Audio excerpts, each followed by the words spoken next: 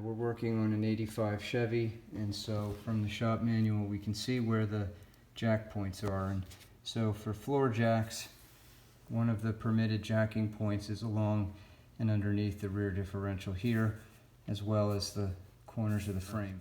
Now we're going to lift from back here under the differential. So to avoid scratching the differential, I'm just going to put a shop rag on top right here.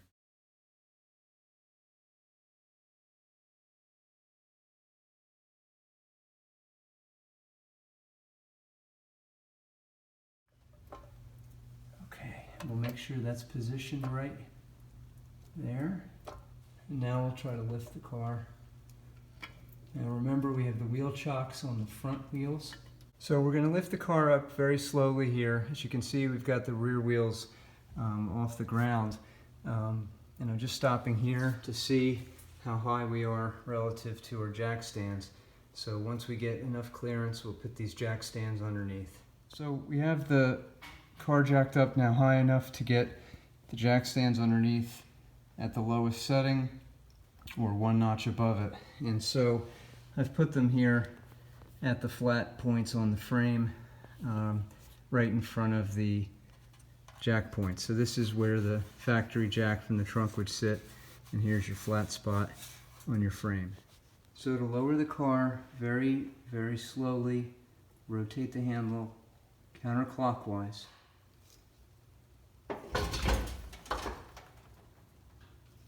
Okay, so now we're going to lift the car up at the front.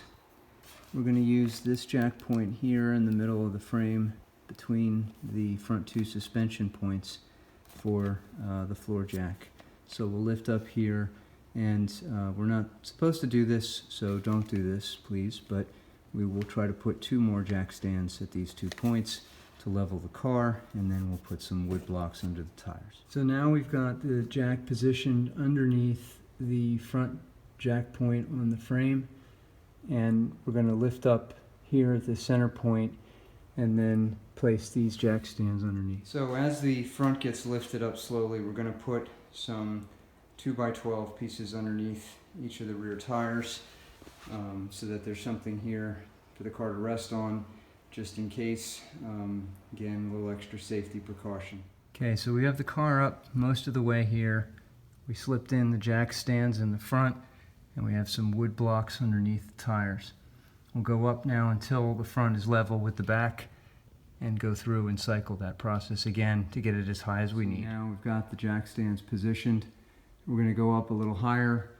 We'll keep the car level, and we'll put the appropriate number of wood blocks underneath. So now we're going to just lower the car onto the jack stands in the front by rotating the handle of the jack counterclockwise and releasing the weight.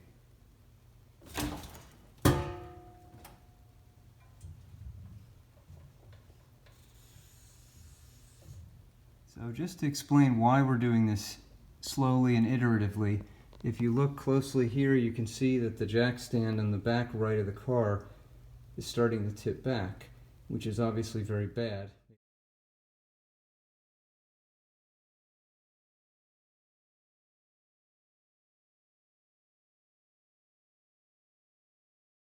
So we're going to lift up the back and try to keep it even, but only go a little bit at a time.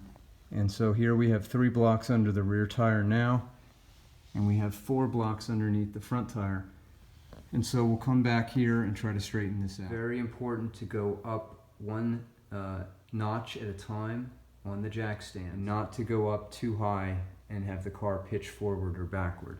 So very important to keep the car as level as possible, and then slide 1 board underneath each tire as you go. We lifted up the back first, 1 or 2 board heights, and stopped, set the jack stands, came around to the front and did 1 or 2 board heights and set the jack stands, and back and forth. Right now, from the frame to the floor, it's about 21 inches off the ground and essentially level. And so you check it to make sure that the 4 corners of the jack stands are on the ground, and that the car doesn't shake, and that the car is stable on the stands and with the tires on the blocks. The reason for this is so that we can get access to and drop the gas tank here to replace the sending unit.